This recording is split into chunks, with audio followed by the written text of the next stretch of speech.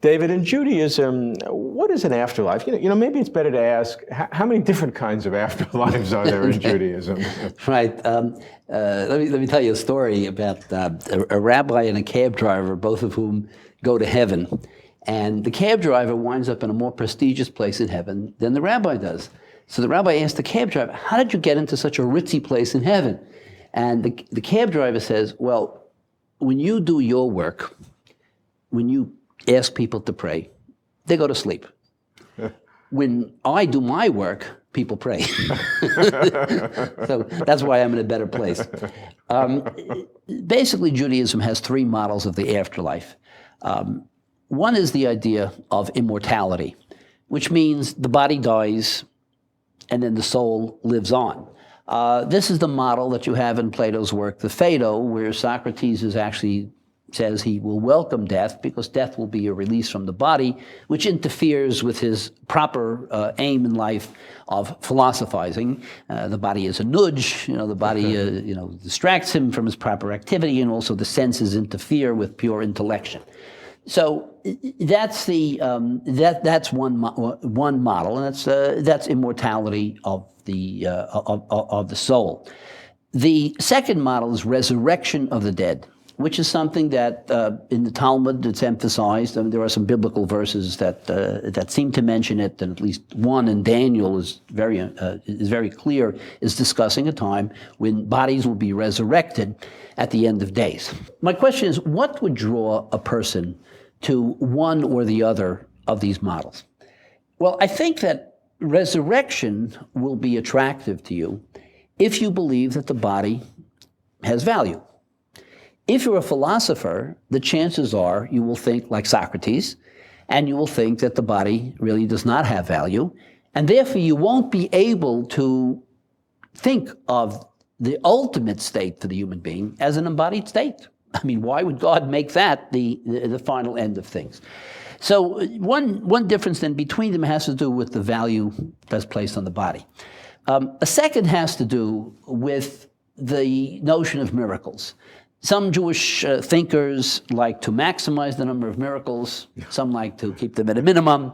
If you are more in the naturalistic category, you want to minimize miracles, the chances are that you will not be attracted to resurrection. If you want to maximize the number of miracles, you'll be attracted to resurrection. Finally, resurrection involves a community. I mean, you come to life, you meet everybody. You're going to meet Abraham. I mean, maybe you'll meet Abraham Lincoln also. So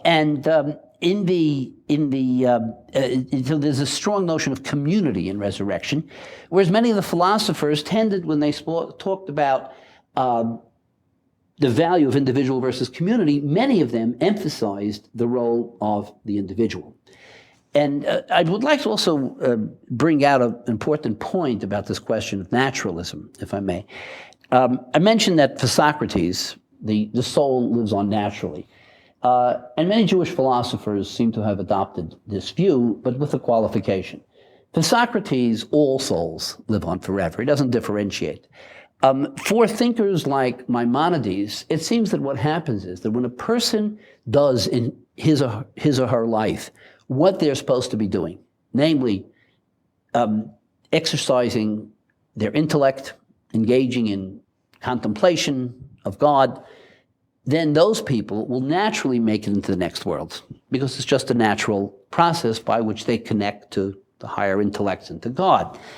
On the other hand, those who don't think during their lives, who don't have the soul perform its proper function, they just naturally are cut off. So again, it's a sort of natural process. There's an interesting history to this debate between those who believe in resurrection and those who believe in immortality. And the debate concerns Maimonides. Because when Maimonides articulates his vision of what the afterlife is like, he puts it in terms of immortality. He doesn't seem to bring out resurrection. Even in the work in which he says that resurrection of the dead is a fundamental principles of faith, he says it's a fundamental principles of faith, as we have said. And if you look back to what he said, he hasn't discussed resurrection, he's discussed immortality. And in his time, he was really accused of not believing in resurrection, which went contrary to the Talmudic passages. It seems that what he did with respect to the Talmudic passages is to interpret them figuratively. So, for example, if the sages say that the dead or the previously dead are sitting around at a banquet, he takes this as some sort of figurative expression. So people thought he didn't believe in resurrection of the dead, only in immortality.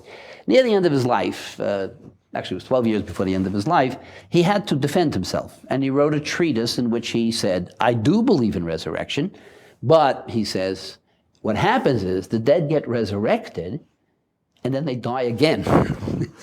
Now, why do they die again? Why does he have that in there? Because he can't conceive that the ultimate aim of things, that the ultimate state is going to be a bodily state. And there's a part there where he very cutely says, he says, now you'll ask me, so why did God resurrect him in the first place? And I think he said, well, even if they don't die again, why did he resurrect them? Rabbi Soloveitchik was both one of the outstanding Talmudists of the 20th century and also one of the greatest Jewish philosophers of the 20th century. And he has an interesting approach to this whole question of the afterlife.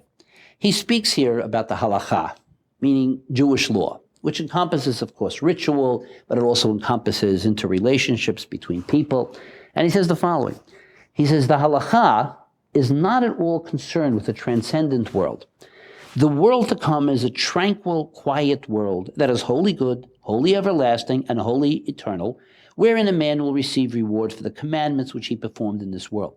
However, the receiving of a reward is not a religious act.